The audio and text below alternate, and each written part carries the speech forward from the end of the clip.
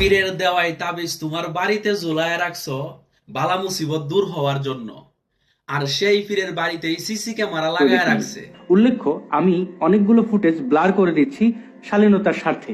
আপনারা স্ক্রিনে দেখতে পাচ্ছেন তার কক্ষে, অর্থাৎ এই যে কক্ষটির মধ্যে তিনি শিশুদেরকে দিয়ে তার বিশেষ অঙ্গ নাড়াচাড়া করাচ্ছেন, শরীরে তেল মাখাচ্ছেন এবং একটু পরে দেখতে পাবেন তাদেরকে কিভাবে রাতের আধারে ধর্ষণ করছে। তো এই কক্ষটি হচ্ছে তার অফিস কক্ষ এবং এখানে বসেই তিনি বিভিন্ন ধরনের ধর্মীয় মিটিং করে থাকেন এবং রাত হলেই মাদ্রাসা ছাত্রদের ধরে ধরে, অর্থাৎ তার যাদেরকে পছন্দ হয় তাদেরকে ধরে এনে এভাবেই তার বিশেষ অঙ্গে তেল মালিশ করান এবং তাদেরকে বিছানায় শুইয়ে এভাবেই আদর করেন।